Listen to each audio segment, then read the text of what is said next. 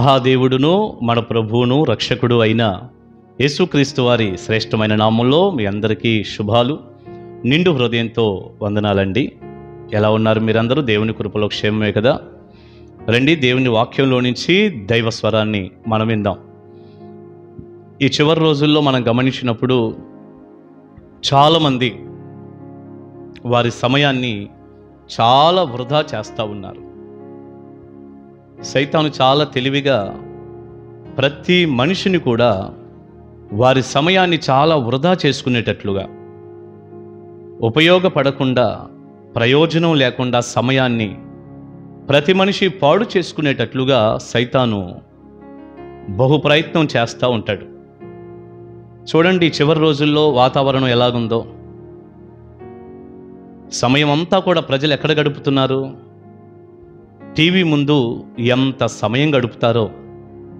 ఎన్నో సినిమాలు, ఎన్నో సీరియళ్ళు, గంటల తరబడి కూర్చొని సమయాన్ని వృధా చేస్తూ ఉన్నారు చాలామంది. ఇక సెల్ ఫోన్ గురించి అయితే నేనేం చెప్పక్కర్లేదు. ఇక గంటలు గంటలు, అసలు కొంచెం సమయం దొరికితే చాలండి, వెంటనే ఆ మొబైల్ తీసుకోవటం, అందులో ఏదో ఒకటి లోక సంబంధమైనటువంటి విషయాలు, ఏదో ఒకటి కాలక్షేపానికి.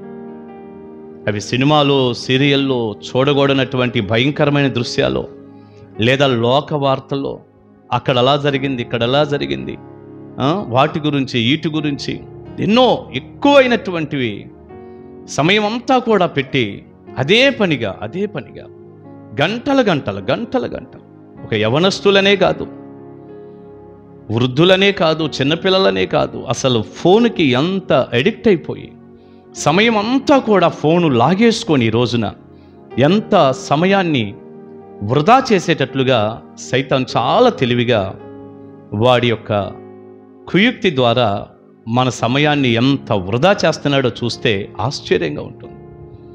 ఈ రోజున చేతిలో ఉన్న సెల్ ఫోన్ అసలు కంట్రోల్ చేయలేనటువంటి పరిస్థితిలో మనం చూస్తున్నాం. దాదాపుగా ప్రతి మనిషి చేతిలో. ఈ మధ్యకాలంలో నేను సింగపూర్ ప్రాంతానికి వెళ్ళినప్పుడు, దేవుని మహాకృపలో సింగపూర్, మలేషియా, ఇండోనేషియా ప్రాంతాలు వెళ్ళాం. మార్చి నెలలో వెళ్ళొచ్చాం. అక్కడ లోకల్ ట్రైన్స్లో నేను చాలాసార్లు అటు ఇటు ప్రయాణం చేయాల్సి వచ్చింది. మేము అసలు చాలా సందర్భాల్లో నేను గమనించినప్పుడు ఆ ట్రైన్లో అసలు ప్రతి వ్యక్తి కూడా, నిలబడిన వాళ్ళు కానీ, కూర్చున్న వాళ్ళు కానీ, అసలు పక్క వ్యక్తితో అసలు ఏమీ మాకు పని లేదన్నట్టుగా, కనీసం కన్నెత్తి కూడా చూసేటటువంటి వాతావరణం లేకుండా ప్రతి వ్యక్తి చెవులో ఇయర్ ఫోన్స్ పెట్టుకొని అందరూ కూడా ఫోన్లోని ఏదో ఒకటి, వృద్ధులు కానివ్వండి, యవ్వనస్తులు కానివ్వండి, ఏమండి చదువు ఉందా లేదా, చిన్నవాళ్ళ పెద్దవాళ్ళు అసలు తారతమ్యం లేకుండా ఒక్కొక్కసారి అయితే ఇలా ట్రైన్లో నేను గమనిస్తే అందరూ సెల్ ఫోను చూసుకుంటూ నిలబడి కూర్చొని, అసలు మామూలు విషయం కాదండి. ఏమండి, సింగపూరే కాదు, మన ఏరియాలో కూడా మీరు చూడండి, ఎక్కడైనా సరే కొన్ని వాహనాల్లో మనం బస్సుల్లోనూ ట్రైన్లోనూ ప్రయాణం చేస్తూ ఉంటే అందరూ కూడా ఫోన్లోనే ఉన్నారు, కానీ అసలు ఏం జరుగుతుందో కూడా ప్రక్కన అనవసరం అన్నటువంటి వాతావరణంలో ఉన్నారు. సమయం వ్యర్థమైన వాటికి, లోక సంబంధమైన వాటికి, ఈ కాలక్షేపంతో నిండిపోయినటువంటి కబుర్లకి, ముసలమ్మ ముచ్చట్లకి, వ్యర్థమైనటువంటి వాటికి ఎంత సమయాన్ని వృధా చేస్తున్నారో కదా. మరికొందరైతే ఎక్కువగా తిండికి, నిద్రకి, అవసరానికి మించి తిండికి, నిద్రకి ఏమండి ఎక్కువ సమయాన్ని ఖర్చు పెట్టే వాళ్ళు ఉన్నారు.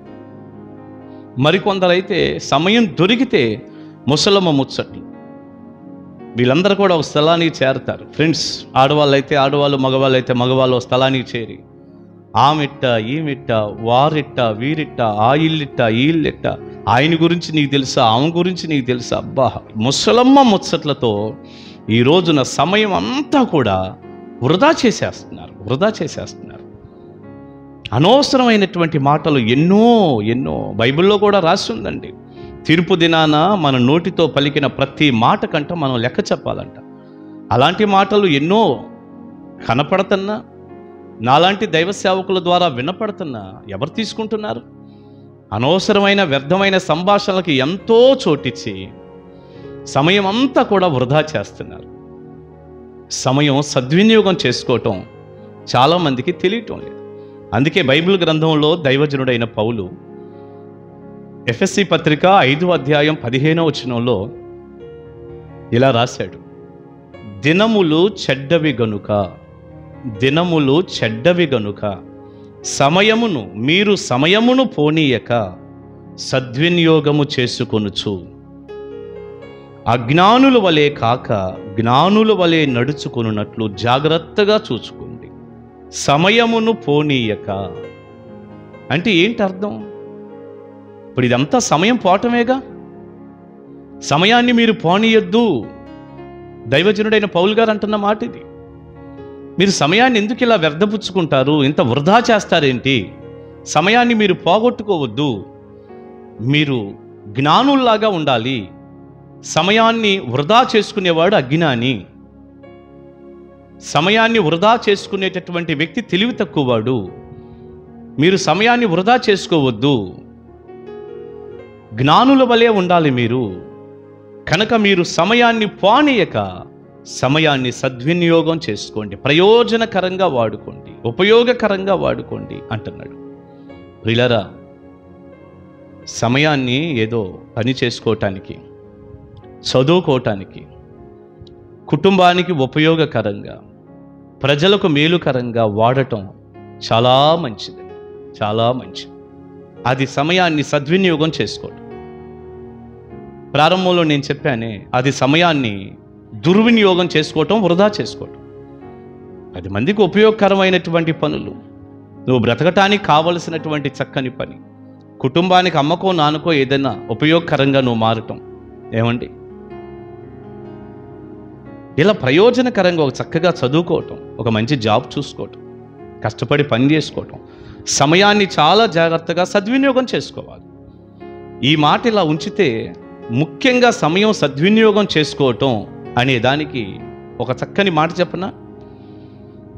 ఈ లోకంలో నువ్వు జీవించినంతకాలం నీ సమయాన్ని దేవునితో గడపటం, దేవుని సన్నిధి గడపటం, ప్రార్థనలో గడపటం, వాక్య ధ్యానంలో గడపటం, ఆయన సన్నిధిలో ఆయన మాటలు వింటూ గడపటం, ఇది నిజంగా ఒక ఆశీర్వాదకరమైనటువంటి సమయం.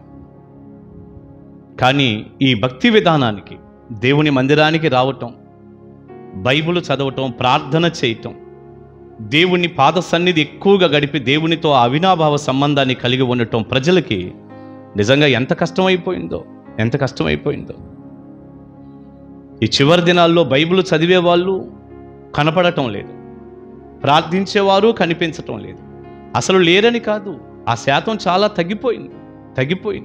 మంచి భక్తి కలిగినటువంటి వారు ఉన్నారు, కానీ ఎక్కువ శాతం దేవునితో గడిపేవారు కనిపించటం లేదు. ఒట్టిపోయినట్టుగా మనకు కనపడుతుంది వాతావరణం. చూడండి ప్రియా దేవుని బిడ్డ, ఇప్పుడైనా నీ సమయాన్ని దొంగిలించే ఆ ఎలక్ట్రానిక్ వస్తువుల దగ్గర నుంచి, ఆ ముసలమ్మ ముచ్చట్ల నుంచి, ఆ వృధా సమయం నుంచి బయటపడి దేవుని పాదాలు పట్టుకొని ఎక్కువగా బైబిల్ చదువుతూ, దేవుని గురించి తెలుసుకుంటూ, ప్రార్థనలో ప్రభు సన్నిధిని అనుభవిస్తూ, దేవుని స్వరాన్ని వింటూ నీ సమయాన్ని సద్వినియోగం చేసుకోవాలని ప్రేమతో మనవి చేస్తున్నాను. ఆ రీతిగా నువ్వు రక్షణ పొందాలి, నిత్య జీవానికి వారసురాలివి కూడా కావాలి. రాజుల 2వ గ్రంథంలో ఉన్నటువంటి ఒక రిఫరెన్స్ ఇలా చదివి నేను ప్రార్థన చేస్తాను. దైవజనుడైనటువంటి ఎలీషా గెహాజీతో అన్నటువంటి ఈ మాట చూడండి ఎలాగుందో. రాజుల 2వ గ్రంథం 5వ అధ్యాయం 26వ వచనం. అంతటా ఎలీషా వానితో, ఆ మనుష్యుడు తన రథము దిగి నిన్ను ఎదుర్కొనుటకు తిరిగి వచ్చినప్పుడు నా మనసు నీతో కూడా రాలేదా? ద్రవ్యమును, వస్త్రములను, ఒలీవ చెట్ల తోటలను, ద్రాక్ష తోటలను, గొర్రెలను, ఎడ్లను, దాసదాసీలను సంపాదించుకొనుటకు ఇది సమయమా? ఇవన్నీ సంపాదించుకొనుటకు ఇది సమయమా? లోకంలో ఉన్నదే, దానికోసమే సమయం అంతా పెడతాను. ఇది సమయమా? దేవుని పాదాలు పట్టుకో. దైవాశీస్సులు మీ అందరికీ ఉండునుగాక. ప్రార్థన చేసుకుందాం. పరిశుద్ధుడా, ప్రేమగల తండ్రి, విత్తబడిన ఈ సందేశం బిడ్డలకు దీవెనకరంగా చేసి ప్రభువా, సమయం ఏ వస్తువుల దగ్గర ఎవరి దగ్గర వ్యర్థమైపోతుందో గ్రహించి అవసరాన్ని బట్టి బ్రతకటానికి కావలసినంత కష్టపడి పనిచేసేవారిగా ఉంటూ ఎక్కువ సమయం నిత్యత్వం మీద ఆశ కలిగి నీ పాదాలు పట్టుకొని వాక్య ధ్యానంలో, ప్రార్థనలో అయ్యా నీ సన్నిధిలో గడిపేటటువంటి మనసు కలిగిన వారిగా, సమయాన్ని సద్వినియోగం చేసుకునేవారిగా, వేకునే లేచి ప్రార్థించేవారిగా, ప్రతిరోజు నీ మాటలు ధ్యానించేవారిగా, క్రమం తప్పకుండా ఆరాధనకు వెళ్ళి నాయన మిమ్మల్ని ఆరాధించేవారిగా ఈ వర్తమానం విన్న ప్రతి బిడ్డను దీవిస్తూ, దినములు చెడ్డవి గనుక సమయాన్ని పోనీయకుండా సద్వినియోగం చేసుకునే జ్ఞానుల వలె ఆశీర్వదించమని రోజంతా తోడై ఉండమని యేసు ప్రభువారి శక్తిగల నామాని ప్రార్థన మనవులు అడుగుచున్నాను తండ్రి.